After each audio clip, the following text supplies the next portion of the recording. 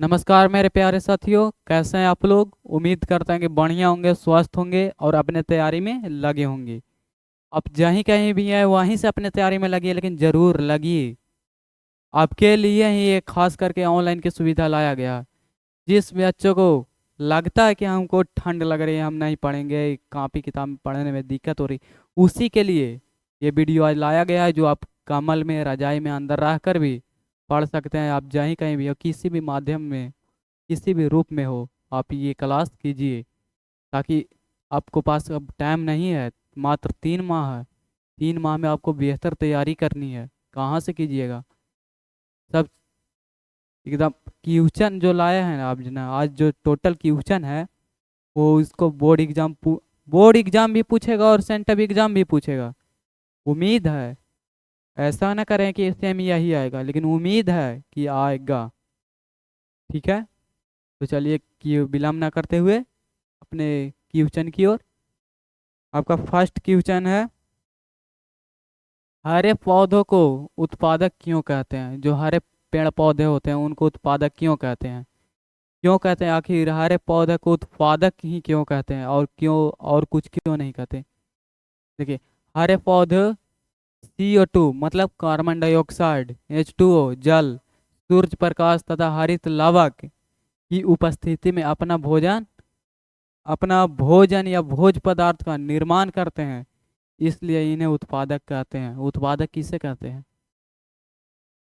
उत्पादक किसे कहते हैं। जो प्राणी, जो जीव अपना भोजन स्वयं बनाए उसे उत्पादक कहते हैं। इसलिए हरे पौधे को उत्पादक कहते हैं। आखिर जो भोजन पेड़ पौधा बनाता है उसमें क्या क्या लगता है। तो सूरज के प्रकाश लगता है, कार्बन डाइऑक्साइड लगता है, जल लगता है, क्लोरोफिल लगता है। क्लोरोफिल कहिए या हरित लवक कहिए, इसी चार चीज के माध्यम से वो अपना भोजन बनाता है। और जब पेड़ पौधा अपना भोजन स्वयं बनाएगा तो उस वो उत्पादक तो कहलाएगा ही कहलाएगा। समझ में आया कि ना। चलिए हम नेक्स्ट क्वेश्चन की ओर। नेक्स्ट क्वेश्चन है, उत्तल लेंस के किन्हीं दो उपयोग को बताएं।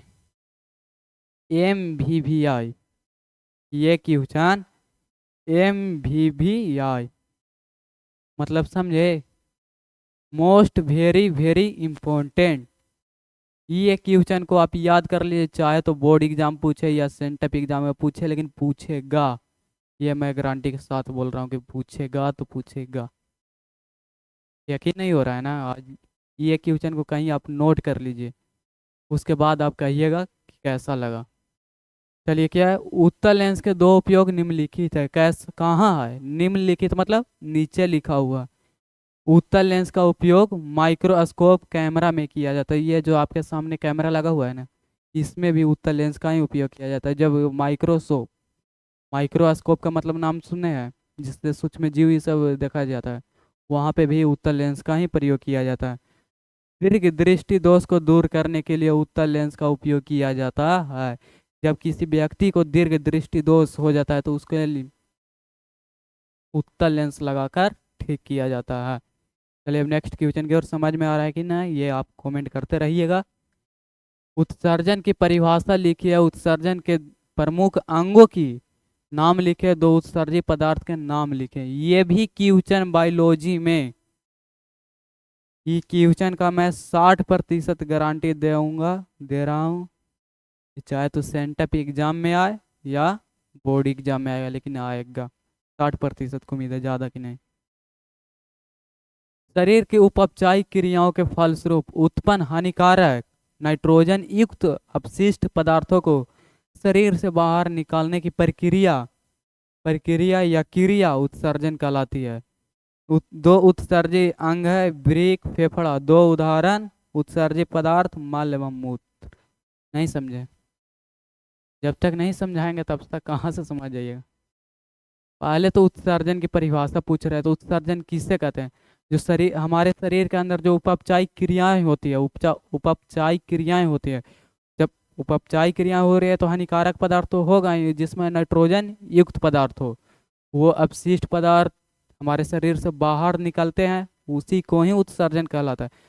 सिंपल सी जवाब, सिंपल सी जवाब एक लाइन में, ज़्यादा नोक झोंक करने की सहायता न, समझे। हमारे शरीर से अपशिष्ट पदार्थ को बाहर करने की प्रक्रिया को उत्सर्जन कहते हैं, सिंपल सी जवाब। अब ये देखिए कि हमारे शरीर में जो अपशिष्ट पदार्थ है वो किस किस के माध्यम से बाहर निकल रहा है। तो पहला है फेफड़ा, जिससे हम सांस को छोड़ते हैं। दूसरा वृक्क, जिससे मूत्र त्याग होता है। तीसरा त्वचा भी हो सकता है, जिससे पसीना बाहर निकलता है। और उत्सर्जित पदार्थ, एक मल हो गया, मूत्र हो गया, पसीना हो गया इत्यादि, ये सब अब उत्सर्जन पदार्थ है, उत्सर्जित पदार्थ है। समझ में आया? चलिए नेक्स्ट क्वेश्चन की ओर। समझ में आ रहा है कि नहीं, ये आप कमेंट में कीजिए। और हाँ, अपने दोस्तों को भी जरूर यहाँ बुलाएं, समझे। अगर आप और अपने दोस्त कंपटीशन में तैयारी कीजिएगा तो तैयारी बेहतर होती है, और भी बेहतर होगी तैयारी। जब कंपटीशन में होती है ना तो लगता है कि तू हमरा से आगे निकल जाबे, निकल तो थोड़ा सा ज़्यादा हम याद करबो। और वो कहेगा कि हमरा से ज़्यादा तू ही याद करे हैं, कर याद है, हाँ, थोड़ा से ज़्यादा करबो। यही में कंपटीशन में क्वेश्चन ज़्यादा याद होता है, समझे। मतलब कंपटीशन करते रहिए और तैयारी को आगे बढ़ाते रहिए, यही चाहिए। चौथा क्वेश्चन है, रंध्र एवं वातरंध्र क्या है? रंध्र एवं वातरंध्र क्या है? जैसे देखिए, पत्तियों की सतह पर पाए जाने वाले विशेष प्रकार के अति सूक्ष्म छिद्रों को रंध्र कहते हैं। जब आप पेड़ पौधा को देखे होंगे पत्ती, तो उसमें आपको लोकता नहीं होगा, लेकिन अति मतलब अति सूक्ष्म छिद्र है, जिसको आप नग्न आंखों से देख नहीं सकते, वो उसको रंध्र कहा जाता है। लेकिन वात रंध्र क्या है? पौधों के तनों की छाल पर गैस विनिमय के लिए पाए जाने वाले छिद्र को वात रंध्र। और एक बार मेरी बात को गौर से सुनिए, रंध्र और वातरंध्र 1 मिनट में समझ में आ जाएगा। पत्तियों की सतह पर पाए जाने वाला विशेष प्रकार के अति सूक्ष्म छिद्र, जो छोटा छोटा छिद्र होता है, वो रंध्र कहलाता है। लेकिन वातरंध्र की बात किया जाए तो पौधों के तनों की छाल में, तनों की छाल पर गैस विनिमय के लिए जो छिद्र पाया जाता है उसी को वातरंध्र कहते हैं। चलिए नेक्स्ट क्वेश्चन कर। पानी में रखा सिक्का उठा हुआ क्यों दिखाई देता है? ये क्वेश्चन को आप गांठ बांध लीजिए कि ये आएगा, आएगा 80% इसको उम्मीद दे रहे हैं। और कहाँ की उम्मीद दे रहे हैं? बोर्ड एग्जाम की। समझ में आ रहा है? ये क्वेश्चन 80% उम्मीद है इसको आने की, 100% नहीं है, 80% है। इसका कारण प्रकाश का अपवर्तन है। समझ में आया? प्रकाश का अपवर्तन किसे कहते हैं?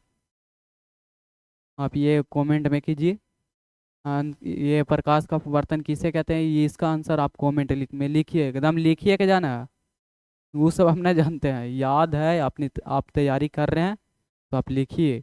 अगर आप तैयारी नहीं कर रहे हैं तो हम उसको फिर हम बताएंगे। जब प्रकाश की किरण सघन माध्यम से चलकर विरल माध्यम में प्रवेश करती है तो अभिलंब से दूर हट जाती है, जिसके कारण बाहर से देखने पर हमें सिक्का उठा हुआ दिखाई देता है। नहीं समझे? समझ में नहीं आया? कहाँ से आएगा? ये क्या है? चलिए आपको एकदम सिंपल सी भाषा में समझाते हैं कि सिक्का उठा हुआ क्यों दिखाई देता है। मान लीजिए कि यह है क्या? साघन। यह है साघन माध्यम, ये क्या है? विरल माध्यम। साघन मतलब एकदम सब सटा हुआ हो, विरल का मतलब सब दूर दूर पर हो, दूर दूर पर हो। ये समझ में आ रहा है? साघन और विरल समझ में आ रहा है यहाँ तक? जब हम, क्या बोल रहा है कि जब प्रकाश की किरण साघन माध्यम से चलकर, जब किसी प्रकाश की किरण है, प्रकाश की किरण वो साघन माध्यम से आ रही है, तो साघन माध्यम से चलकर प्रवेश करती है तो कहाँ जाएगी? क्या ऐसे होगी कभी? नहीं। जब साघन माध्यम से आ रहा है ना तो विरल अभिलंब से दूर हटेगी। जब साघन माध्यम से कोई प्रकाश की किरण आती है तो अभिलंब से दूर हटती है, जिसके कारण पानी में रखा हुआ सिक्का ऊपर उठा हुआ प्रतीत होता है। बाबू चार्ज ना है। दैनिक जीवन में पीएच के महत्व को उल्लेख करें, मतलब हमारे जीवन में पीएच का क्या महत्व है उसको आप लिखिए। चलिए, दैनिक जीवन में पीएच के महत्व निम्नलिखित है। दैनिक जीवन में पीएच का क्या महत्व है, तो वही लिखा गया कि दैनिक जीवन में पीएच का महत्व निम्नलिखित है, मतलब नीचे लिखा गया है। क्या कृषि कार्य में मृदा का पीएच ज्ञात करने में, जब हम कृषि कार्य करते हैं, जैसे हमारा फसल बोए, तो फसल बोने से पहले हम मिट्टी को जांच कराते हैं कि मिट्टी में कितना पीएच है, क्या ये क्षारीय है या अम्लीय है। अगर 7 से पीएच मान अधिक है तो क्षारीय में चला जाता है, 7 से कम है तो अम्लीय में, और 7 रहता है तो उदासीन में चला जाता है। दवाई उत्पादन में पीएच का दवाई उत्पादन में भी उपयोग किया जाता है, ये आपको पता है। जलीय जीवन के संरक्षण में, जलीय जीवन मतलब अगर हम कोई कोई जीव जल में रहता है, उसका हम पीएच, जल का पीएच नहीं नापेंगे, शायद वो अम्लीय हो जाए तो उसमें रहने वाले जीव की मृत्यु हो सकती है। इसलिए जलीय जीव के जीवन जलीय जीवन के संरक्षण में, मतलब बचाव में पीएच का उपयोग किया जाता है। विलयन की अम्लीयता अथवा क्षारीयता ज्ञात करने में हम पीएच के ही सहायता से उसको मतलब माप तौल कर सकते हैं कि ये अम्लीय है या क्षारीय है। समझ में आया? चलिए हम नेक्स्ट क्वेश्चन की ओर। सूरज के प्रकाश के उन दो घटकों के नाम लिखिए जो हमें दिखाई नहीं देते हैं। सूरज के प्रकाश की उन दो घटकों के नाम लिखिए जो हमें दिखाई नहीं देते हैं। क्या? सूर्य प्रकाश के दो घटकों का नाम जो हमें दिखाई नहीं देते हैं वो निम्नलिखित है। अगर ये ऐसे सजा के लिख दीजिएगा ना, सजा के, तो आपको 2 नंबर कोई नहीं काटेगा। कोई नहीं 2 नंबर काटता है, समझे? नंबर कहाँ कटता है? हाँ, नंबर आप लोग का कहाँ कटता है? अब पूछा तो आप डायरेक्ट दे दिए। अब रक्त कीला है, अब रक्त, अब रक्त किरण, और एक वाव हो गया पैराबैंगनी किरण। ऐसे आप आंसर दे दीजिएगा ना तो आपका नंबर काट लेगा, ठीक से काट लेगा। लेकिन वही सजा के आप नंबर दीजिए। अगर सब्जेक्टिव आप लिख रहे हैं तो उसको सजाना पड़ता है। जैसे अगर शादी होती है तो दुल्हन कैसे सजती है? दुल्हन सजती है ना एकदम पूरा तोला श्रृंगार करके, उस ठीक उसी प्रकार एग्जाम के टाइम अपने कॉपी को सजाना चाहिए। क्वेश्चन कैसा लिख रहे हैं, उसका लिखने का स्टाइल क्या है, ये सब देख कर चलना पड़ता है, तब हमको सब्जेक्ट में एक भी नंबर नहीं करता। आप सोचिएगा कि हम ऐसे लिख के चलाएंगे तो बाबू नंबर कर सकते हैं। इसके लिए टेंशन मत लीजिए, हम एक वीडियो बनाएंगे जिसमें आपको बता देंगे कि कॉपी कैसे लिखा जाता है, क्या गलती करनी चाहिए, क्या गलती नहीं करनी चाहिए। चलिए नेक्स्ट क्वेश्चन की ओर। नहीं, इसका आंसर आप ये नहीं ना जाने। अब रक्त किरण है और एक पैरावैगनी किरण है जो सूर्य के प्रकाश के दो, अब दो घटक हैं। चलिए हम नेक्स्ट क्वेश्चन। परजीवी किससे कहते हैं? परजीवी किसे कहते हैं?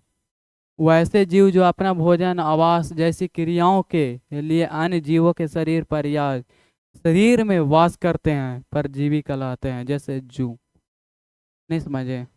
हाँ, बता दे रहे हैं।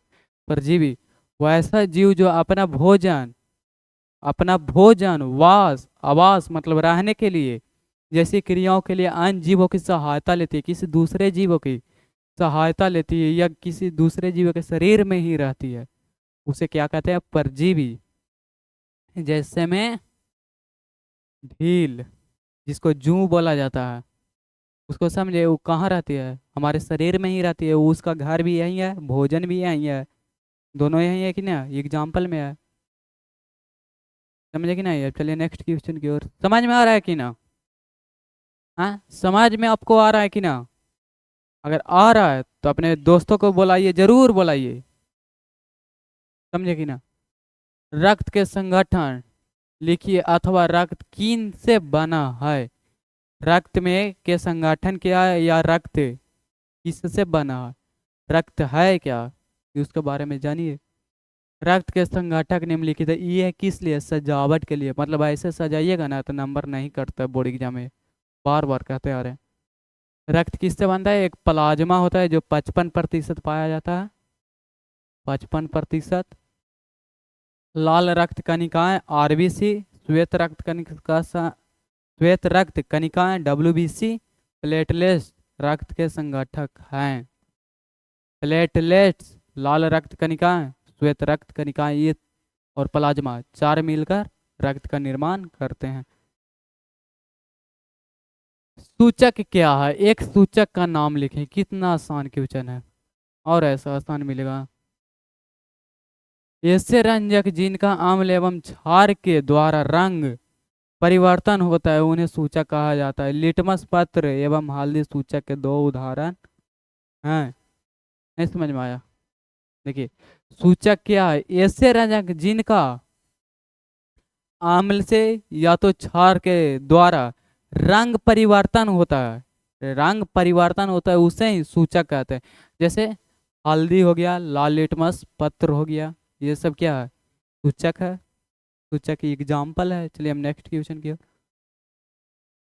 तनुकरण किसे कहते हैं? तनुकरण किसे कहते हैं? एकदम सबसे आसान क्वेश्चन, सबसे आसान। क्लियर आंसर है, जल में अम्ल या क्षारक मिलाने पर आयन की सांद्रता एच प्लस हो जाए या ओ एच माइनस प्रति इकाई आयतन में कमी हो जाती है, इसे हम तनुकरण कहते हैं। समझ में आया? जैसे जल में या अम्ल में, जैसे जल में अम्ल या क्षार मिलाने पर आयन की सांद्रता, जब अम्ल मिलाइएगा तो क्या होगा? एच प्लस होगी, और एच प्लस होगी। जब जल में अम्ल मिलाइएगा तो एच प्लस होगी, और वही अगर क्षार मिलाते हैं तो एच माइनस होगी। तो जब आप जल में अम्ल या क्षार मिलाते हैं तो आयन की सांद्रता प्रति इकाई आयतन में कमी हो जाती है, इससे ही तनुकरण कहते हैं। चलिए नेक्स्ट क्वेश्चन की ओर। अम्ल का जलीय विलयन क्यों विद्युत का चालन करता है? अम्ल का जलीय विलयन क्यों विद्युत का चालन करता है? अम्ल जल में घुलकर हाइड्रोजन आयन उत्पन्न होते हैं, यही कारण है कि अम्ल का जलीय विलयन का विद्युत का सुचालक होता है। अम्ल का, जैसे देखिए, अगर जाल में अम्ल घोल दीजिएगा ना तो उसमें करंट दीजिएगा तो उसमें करंट मारेगा, लाइन मारती है।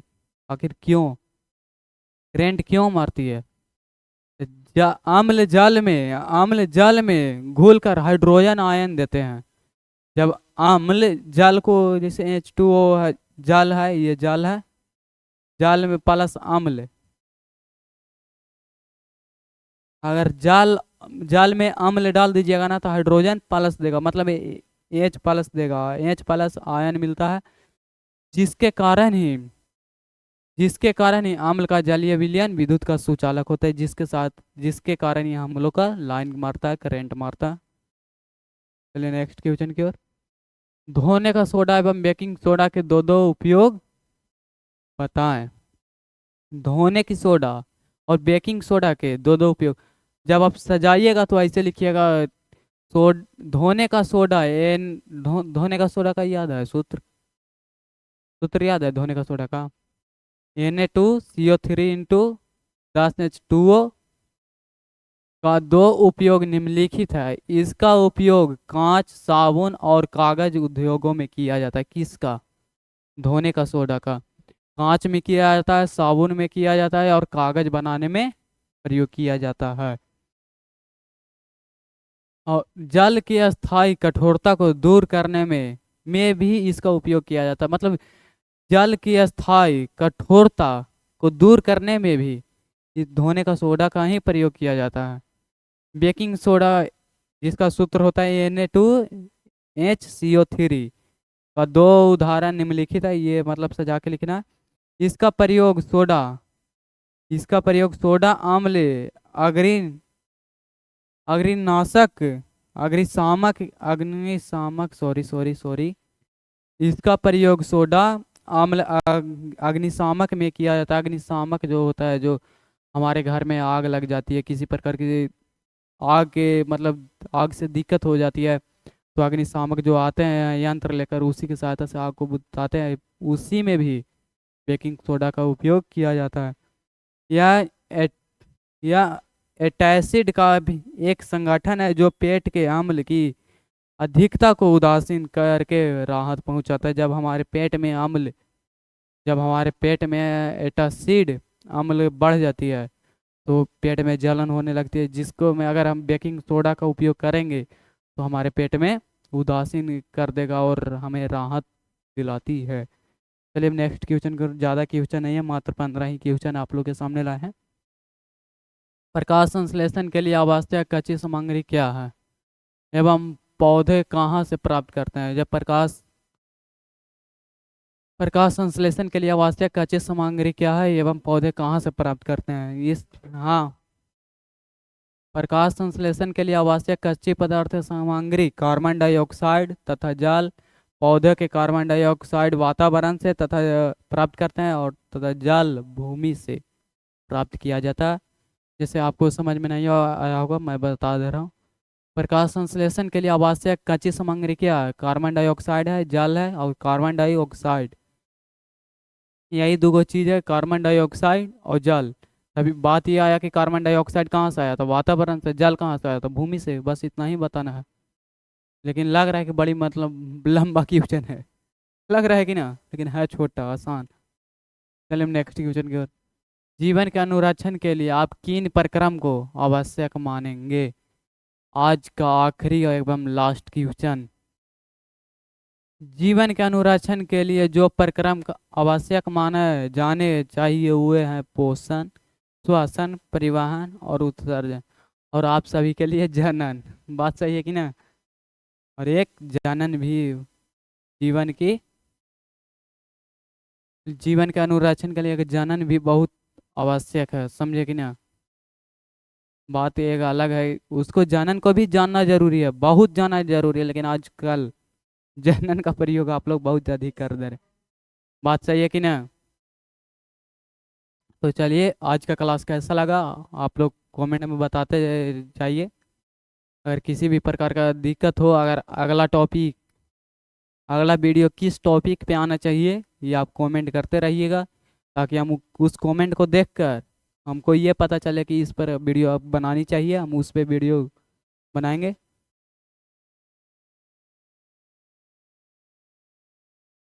चलिए, तो आज इसी के साथ मैं अपनी क्लास को विराम देता हूँ। जय हिंद, जय भारत।